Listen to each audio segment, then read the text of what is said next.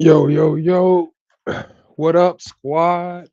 It's time to get this day started. It's been a good one. We're going to have another one today. Today, we're going to start off with something a little different. As y'all see, it's a video right here on the Unity Cup and explaining it better than I can. So, we're going to watch this first. And for all those that are still having issues with Unity Cup or don't understand something about it, and it's maybe something that I just haven't ran into yet, but we're going to watch and see what's going on. Hmm. All right, let's get this thing started. Everything about the Unity Cup scenario and all its fundamentals, which Oh yeah, shout out to Static Nexus for this video. Shout out to Static Nexus. He is back. He's making content like he used to, and it's always good content. So we're gonna start out with the Unity Cup guide. which will not only help you understand it, but conquer it with every UMA. And yeah, I know, a lot of you have tried very hard to get the information from other creators and watched video after video to no end, with so many missing pieces that left you with even more questions. Well, the good news is that you're now in the right place. So let's get started, and if you're new here, hit that subscribe button. The Unity scenario, also known as Aharuhai, is the second permanent scenario in Umamasume. Now, its core loop is still the Ura Finale flow, but expanded, so it's effectively a direct evolution of the Ura Finale scenario rather than a complete new structure. However, there are some core changes which we will go through, but when it comes to kicking it off, you'll start by staging your Uma's career the usual way by choosing an Uma, legacies, and support cards for your target stat spread based on their distance, their races, and what you're building that Uma for, just as you would for the Ura Finale as we've covered in these videos. However, instead of a 4-2 support card spread, we will be doing a 3-2-1 spread with a POW card, ideally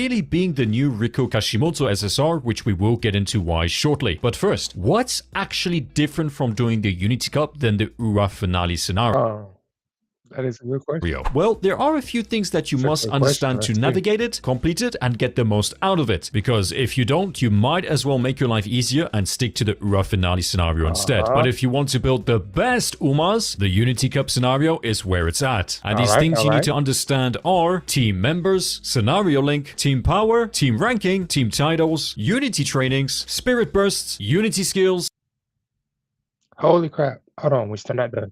base training, training facilities, and Riko Kashimoto. And All right. So, yeah. Whoo, buddy. We got to remember a lot. Why am I coughing? Anyways, we got to remember a lot. The scenario link members, our regular team members, team power, our team rank, team titles, unity train. You know what? And a lot of this is just paying attention, honestly, to what you're doing, right? The only one I'm not really understanding fully is the Rico card. I've done better. My best run was without Rico, so we're gonna see what my boy Nexus got to say about it, because usually he's right about stuff when he makes a guide on it. I don't usually watch other guides because they're just confusing mostly, or they lie outright. So yeah.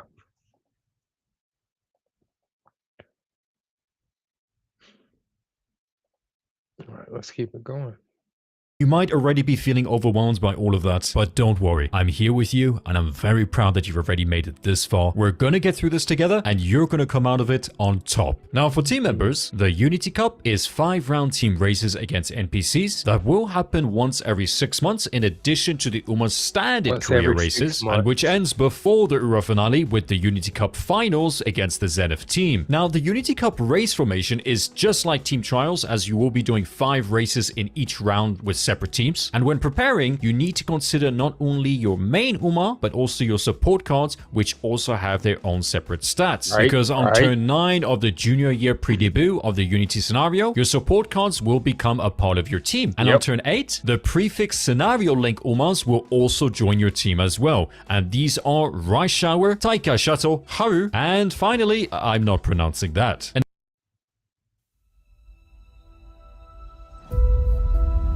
EVE Online is a... in addition to them, other random Umas will automatically join your roster after each half-yearly Unity Cup race. Now, I know this can be a bit confusing, but these prefix and random Umas that will be joining your team will be represented in your roster through their R support cards. Now, there is a huge difference in how these team members function depending on their origin. And to put it simple, all the support cards / team members that joined during the career and that you didn't pick as your Uma or support card for your deck before the career will not have a bond gauge or be able to perform friendship training, aka rainbow training. However, they can still participate in Unity training and perform one spirit burst, but also provide skills as well, which we will get into shortly. Last thing about teams is that in the junior year late September, a main scenario event will appear called A Team at Last. This scenario event will ask you to choose between naming your team the Team Carrot or an option above, which will depend on which scenario link Uma or support card you have in your roster that you picked before starting your career. And if you have multiple scenario link Umas, as you know, one is your trainee and the others in your support cards, you'll be given more options to pick from, of which each one will provide a different gold skill, which will be given to you towards the end of the career. And speaking of scenario link, that's exactly what's next. For the Unity scenario, the scenario link is active for these 4 Umas as trainees and their corresponding support cards, but also Riko Kashimoto's support cards as well. And what this does is increase the stat gain from Spirit Bursts for those support cards, aka members, that we will go into great depth a bit later, but also the rewards for some events. Team Power. Now, Team Power is your team's overall power that is based on the combined stat ratings of your team members that you can increase through Unity training, which we will be getting into very shortly as well. So to put it simple, you increase your team's power by increasing your team members' stat through Unity training, Unity races from team ranking, but also your main Uma. And if you achieve an S rank, you will trigger a special event that will give a hint for the skill it's on. And this hint will be level 1 if your trainee Uma is not a scenario link Uma, but it will be level 3 if she is one. Team ranking. Now, team ranking is the position of your team between each Unity Cup round, because when entering any preseason round, you will be asked to pick 1 out of 3 teams to compete against, which will say at the bottom right of each team what rank you would achieve should you succeed. And as we mentioned earlier, this will be done over 5 separate races and teams, which you can auto select or plan yourself, but also measure the likelihood of winning over here as you would for other races. Now, there's some misinformation about this, so let me just clear this up. It doesn't matter if you win 5 races in preseason round 1 and then only 3 races in preseason round 2. You will still get the promised rank regardless. And the higher your team ranking, the more stat bonuses your team will receive from rank 20 all the way to rank 1. And I made a little table here for you, just so you understand more clearly how it evolves and scales throughout the ranks. Now, losing even a single Unity Cup round prevents you from reaching the highest team rank bracket, which in turn limits the stat rewards from your rank after each Unity round, and makes it much harder for your training facilities to reach level 5 as they are based on your team power, which we will get into, and will reduce the stats for your main Uma and your team. And that is just one of the reasons why the Unity Cup scenario is far more punishing and riskier than the Ura Finale scenario and not made for beginners. Indeed, you first need to understand that distance equals target stat spread, as that is one of the keys to staging your careers properly with your legacies and support cards to make sure that you are able to, at the very minimum, complete the career. And once you've gained the confidence with that, you're able to build Uma specifically for team trials and the champions meet. And I have made videos covering all of these topics in great depth, so if you are a complete beginner, feel free to stick around with us in this video, but also check out these 2 videos after this one to make sure that you do have a good understanding of the basics.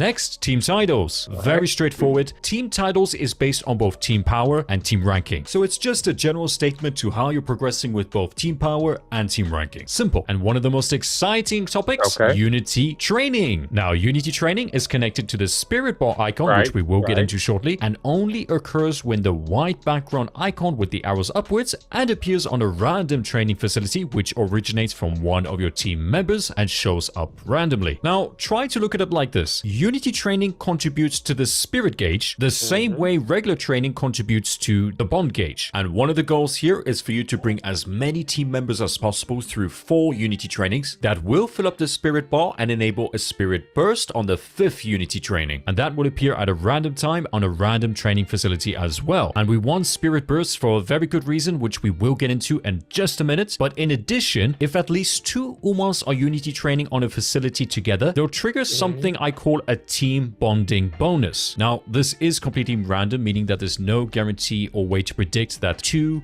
3, 4, or 5 Umas will Unity train at the same time on the same facility. But if they do, like I said, they'll trigger something that I call a team bonding bonus, which will basically just add additional stats to the main and also secondary stats depending on how many Umas are Unity training on that facility at the same time. And I've made tables here for you as well, just so you can get a clear visual representation how it works for 2 and 3 Umas, as we are going to be talking about it again right now, as we're going to be covering spirit bursts. So, as mentioned, you'll need to do 4 Unity trainings for that support card, aka team member, to randomly generate a spirit burst on a random turn and facility on the 5th Unity training. But what is a spirit burst and why do we want to reach these? Well, spirit burst will give you 3 things: a stat boost to that team member's / support card, which you can view in your roster, a stat boost to your trainee being your main Uma, and a random skill hint for your main Uma as well. Now, these are the base value of a spirit burst for each training facility if only one Uma is performing a spirit burst. But as we covered for Unity training, if 2 Umas are Unity training, or if one Uma is doing a spirit burst and the other Uma is doing a Unity training, which is basically the same thing, it will trigger the team bonding bonus, which is additive and goes on top of the spirit burst bonus. And if both Umas are performing a spirit burst instead of one doing a spirit burst and the other one Unity training, it will still trigger team bonding with the same value. But since 2 Umas are doing a spirit burst, the base value of the spirit burst as well as the secondary stat from that spirit burst will be doubled, and the team bonding bonus will just be added on top. Now, there is one more thing to note about Spirit Burst, and that is that it is increased for 4 Umas that we mentioned earlier who have a scenario link on their support cards. Everything I've just demonstrated a few seconds ago about the team bonding bonus, which is additive to the Spirit Burst bonus, works the exact same way here. The only difference is that the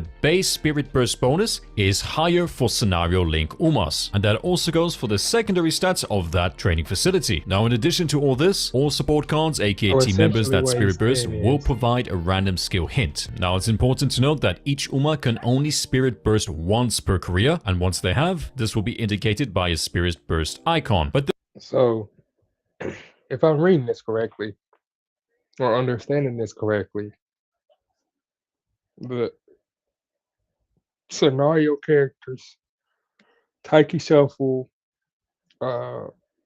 Udara, and Rice Shower, and Mana Futari, yeah, because they're scenario link characters, they get bigger buffs. I have not ran Taiki Shuttle through this, and I still can't. Well, no, I haven't aced Rice Shower or Mana, whatever, Fuki. I haven't aced Fuki either. This is interesting though. This is good material. Like I said, they'll still be able to Unity train. And if you fail a training that has a Spirit Burst that is active, it will not consume the Spirit Burst for that support card, aka member, and it will appear again on a random turn and facility for that card. Unity skills. In early November of the senior year, the scenario will present you with a random Unity skill from this list, which will be determined by 2 things: your team's highest stat rank, that will determine the stat type, and second, the number of Spirit Bursts you've done within that career, which will determine the rarity and and hint level. Now these skills are really good for team trials as we can use them to score points as we've covered in our team trials videos, since they have no activation condition and only wit check, which means if we have a gold one, we're guaranteed to activate it and get a lot of points. But for the champions meet, they are worse than any skill in the category and more expensive. Base trainings. Now the base training values for the Unity Cup scenario are slightly different for the Euro finale scenario, and it's not crucial for you to know this, but it's still good knowledge to have. So at facility 1 with no support cards, no growth bonuses, it is as below, and for the Euro finale they are as so, which again, introducing TZ1, the one trading platform you'll ever need. That was quick. Fast. Hold on a second. Isn't crucial. No growth bonuses, it is as below, and for the Euro finale there are okay. So for the URA finale, with the growth bonuses, facility, and then it's for the facility, level 1, level 2, level 3, level 4, and level 5, right? Okay. So level 1 gives plus 10 speed in the URA finale. Level 1 gives plus 10 speed, plus 4 guts, plus 2 wisdom. Level 2 plus 9 stam, plus blah blah. That sucks. The Unity Cup is way more solid. Like, yes, they got bigger numbers. There's 10, but then look at the cost, right? Look at the cost. That's what I'm looking at. Speed -21. Speed -19. Speed +10, speed +8, power +4, power +5, +2 SP. Yeah, I'm taking the -19 over the -21 energy. Because that adds up after 4 turns.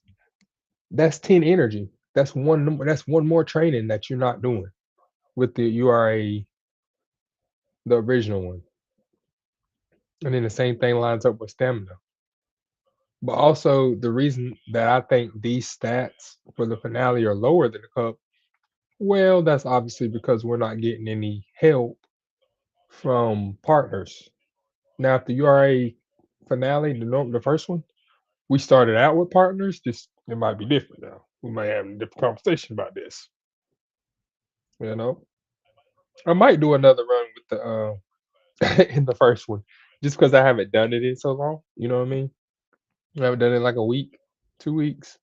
They are as so, which again isn't crucial knowledge, but still good to know. Now, as we're just talking about training facilities, in the Unity Cup scenario, training facilities don't level up the same way as the Euro finale. They can only be increased when you either Unity train enough on that particular facility, which increases your stat rank, which I've also made a little table here to show you the numbers of what you have to achieve in a stat to be able to move on to the next training level. But you can also increase this by winning Unity races due to the team ranking rewards, as we've covered earlier, which give a stat bonus in all stat categories depending on your rank. So to put it more simple, if you're in a rank bracket below 20, all 15 Umas who participated in that Unity Cup round will receive the team ranking reward for each training facility. So if they are receiving 50 stats for the 1 to 5 team ranking rewards bracket, all 15 Umas will get 50 stats in each training facility. So 50 times 5. But this is only for the Umas who participated in that round and races that will get the team ranking rewards based on the opponent team rank that you picked. But if you lose just one Unity Cup round, you'll never reach the 1 to 5 rank bracket where the biggest team reward is, being 50 for all training facilities. So if you think you cannot win against the top team, go for the one below, as you can do this just once out of the 5 Unity Cup rounds and still guarantee yourself to be in the 1 to 5 rank. But if you draw or fail just one Unity Cup rounds, you are unfortunately not going to get level 5 training facilities, which means that if you are building that UMA for team trials or the champions meet, you've basically not maximized your output and lost that career. And this is because, and this is something I'm going to go into more depth later, you will not be able to rainbow train officially after you've really focused on your spirit bursts after the round 4 of the Unity Cup. Okay, and Riko Kashimoto, the new PAL card. Riko Kashimoto will appear instead of the director Akikawa and provide exactly what the director does when training on the same facility, being skill points. But if you have Riko as her PAL support card, so the SSR or the R, she'll instead be behaving as you'd expect from a PAL card. So upon upon reaching bond 60, granting energy, mood, but also lots of stats, especially stamina, as you complete her 5 We're gonna watch recreation the race events. after We would this. also prioritize Riko Kashimoto's R support card over Tazuna's support card because Riko has Scenario Link, which will increase the rewards from 2 Unity Cup scenario events, being a secret side of Kashimoto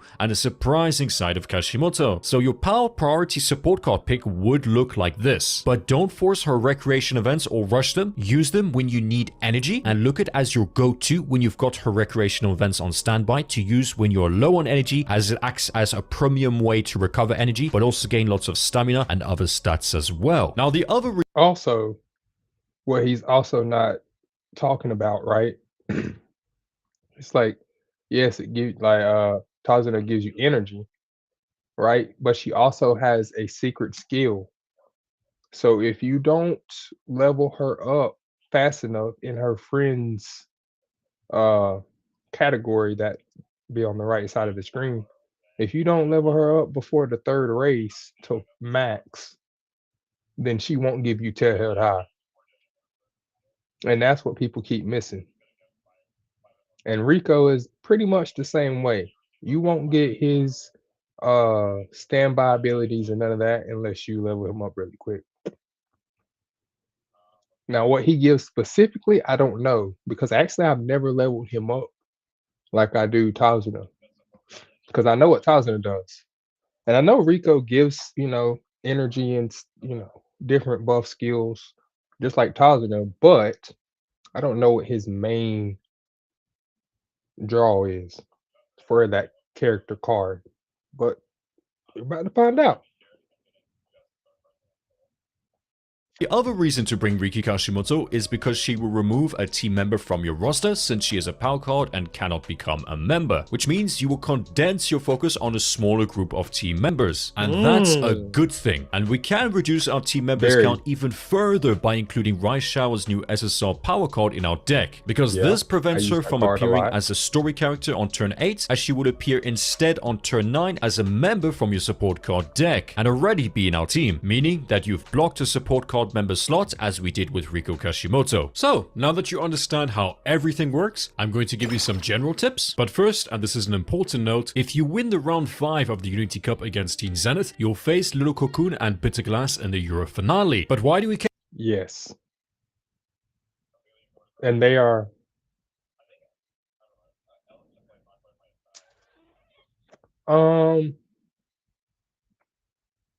they are a little bit more difficult. Like they make the URA finale more difficult for the last race, but it really doesn't affect the career. Like now, if we ran into these guys, Glass and whatever the name of the other character is, I forget the name of the other character. I like her jacket though. Jacket's dope with the blue eyes. Um, if we ran into them during our runs throughout the run and race them like a challenge race, like for reference, Top Gun and Rice Shower, right? They have a little battle or whatever that you have to win, and you race them twice. And well, you don't have to win the first time. The second time, you do have to win. And if you win, they give you extra stats and bonuses and stuff. So I'm curious why they chose not to do that with Glass and the other character throughout the runs or against certain characters. Like Taiki Shuffle should be rival to Glass in the Unity Cup or something like that. You see what I'm saying? We should be able to run against them, or Rice Shower and Glass would make more sense. Rice Shower and Glass being rivals during the Unity Cup makes sense. We should have to race against them. Why do we care about this? Well, and we really do, because this makes the Euro finale much harder because Little Cocoon is a busted debuffer with 4 gold skills and Bitter Glass is a busted ace with 4 gold skills, and both have higher stats than the general ace NPC Umas in the Euro finale.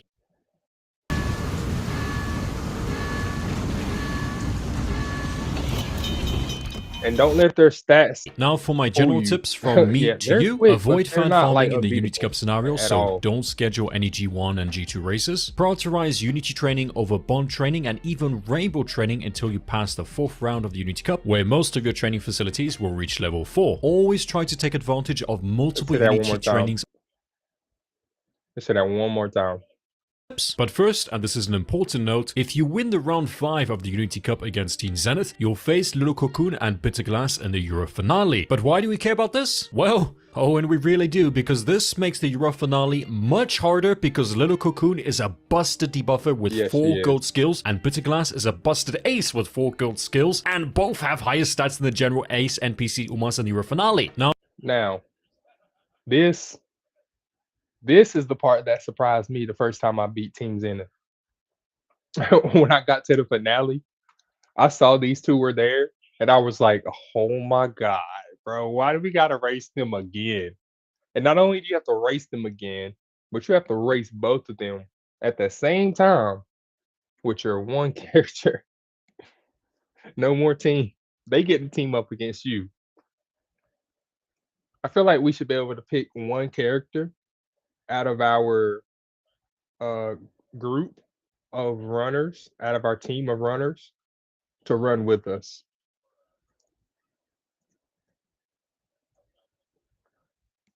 That's what I feel like should happen. It'd be a slight little tweak, but it'd be an awesome little tweak because these two are like he said, just like Static said. Static, you completely right. Little Kokon is busted as bro. Y'all see these skills. Y'all see what's going on. Look at her wit, bro. Not only does she have over 900 speed and stamina, almost 800, barely 1 point below a ace power level, and then she has 700 wit. Glass a little bit easier to defeat because she has 485 wit. And the reason I say she's a little bit easier to defeat is because if anything happens, uh, mid race or mid pack in the race as a pace chaser, I think she's a pace chaser. Now for my She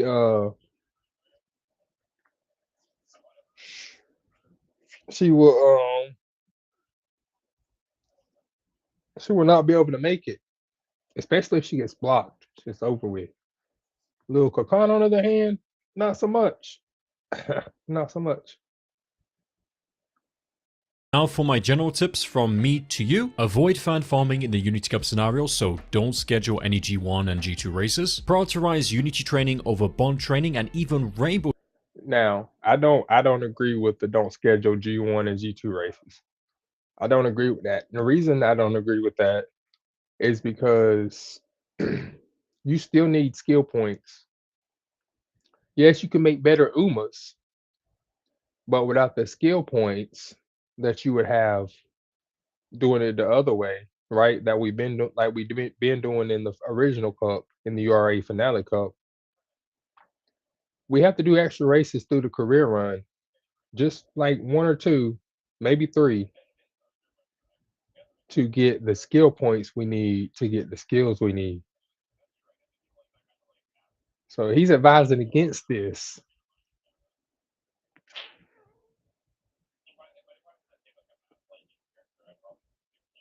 Don't really care about fans.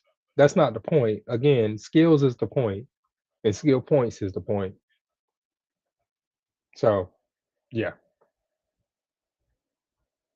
Rainbow training until you pass the 4th round of the Unity Cup, where most of your training facilities will reach level 4. Always try to take advantage of multiple Unity trainings on the same facility, Always. even if it means going against your target stats a few times. Yep. And after round 4, once you get Like more Guts, rainbow for trainings and instance. fewer spirit bursts, you can start Perfect example. And everybody hates this. Everybody hates this. But for some odd reason, and I still don't get it, some odd reason, all these characters, all your teammates like to jump on the guts card and make like a 5 stack. Just like this guy more rainbow trainings right here. This is what I'm talking about, right? That's a 4 stack, and that's on guts. And this happens every single time. Look, see, guts level 3, trainings and few right? And it happens every single time like that. They won't give you that on speed or wit or power when you need it or around when you need it. And it's always frustrating. and fewer spirit bursts, you can start prioritizing rainbow training, but as I said before, only preferably when your priority facilities are at least level 4. Training facilities will still go up to level 5 during the summer camp, and occasionally there may be value in rainbow training there, but often one spirit burst plus unity trainings on the same facility will outweigh that benefit. Try to always use your spirit bursts on training facilities you actually want stats from, and one of my biggest tips, energy management. Now, using spirit bursts on facilities for the stats that you want. Now that is difficult. And here's why, right? Let's say you get a burst ready, and that burst that's ready happens to pop out on guts, but you want strength or speed, right? For this upcoming CM anyway. You want strength or speed, but they never go to strength or speed, right? For the 2 turns that they're out there on blue, ready to burst. And then they disappear for the next half of the team to come and train with you.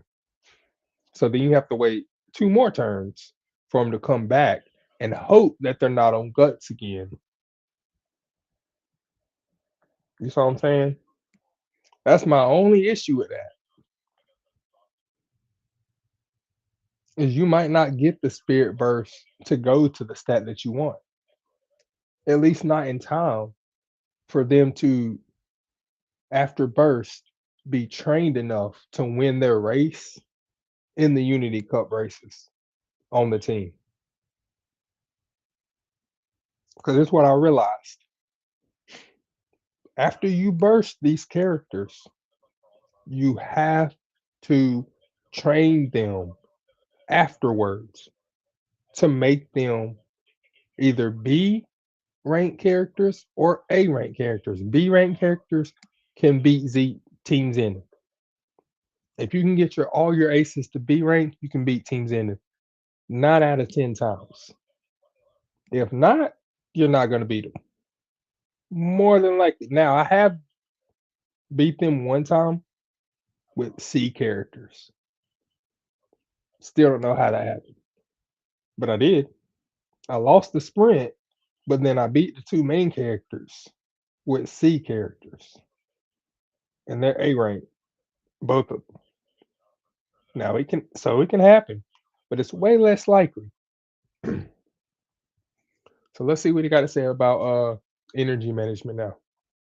Manage your energy smartly by taking advantage of all event types, especially now that since the 11th of November, Cygames has brought in a JPQRL where we're now able to see the rewards from each option during an event without having to go on Game Torah. So conscious decision around events for energy management and recovery, and using your power cards recreation events as a premium way to recover your energy but also manage your Uma's mood. And that is everything you need to know about the Unity Cup scenario. But before doing it, you should be fully comfortable and able to pick your support card and legacies simply by looking at which distance you're building for, so that you can achieve a specific target stat spread for completing that Uma's career, as we've covered in these videos. That's it. I'm so glad I got this video out, but it was one hell of a job. It took about 6 days of 12 hours a day, but in the end, I was so glad once I had it wrapped up. And that's because it's such a great addition to our playlist of Umamasume guides, as this is one of those videos that I know that you and I are always going to be proud of, and I sincerely hope that it will make its way to all the people that need it. And you can help with that by simply subscribing, dropping a like, and leaving me a comment, because I really do read all of them. This was Static. Remember to have fun, and I'll see you in the next one. All right, that was Static. Good video. That was a good video. All right, before we start the races tonight, I got a special event for one of my favorite characters in the game, or actually 2 of my favorite characters, and they're both ashen-haired characters because I love ashen-haired characters. We're going to watch a race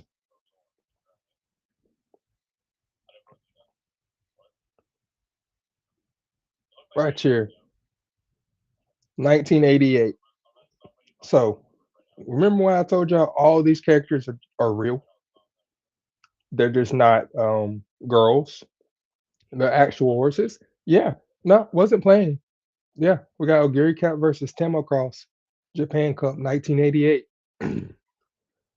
Let's do it. I'm gonna watch this nice race. This gonna be cool. 秋の G1 戦線、足毛のライバル同士には次なる死闘の舞台が用意されていた。国際 G1 ジャパンカップ。天皇賞の一馬身半の差をひっくり返したいオグリキャップは打倒タマモクロスにひたすら燃えていた。変えたねばならない狩り、果たさねばならない雪辱。しかしその前に立ちはだかっていたのが強豪が揃った海外組。アメリカ、ヨーロッパ、それぞれの競馬大国から実力馬が馳せ参じていた。から目の当たりに見る第8回のジャパンカップであります。今年は出走馬14頭で行われますが、その14頭の各馬ゲートインが始まろうとしています。セーラムドライブ、スズパレード、ゴールドシティ、タマモクロス、トニー・リー、マイビッグボーイ、オグリキャップ、メジロデュレン、ボーンクラッシャー、ランディングフリー、コンドル、シェリーハイツ、ルーンバットレス、ベーガバスラーの14頭です。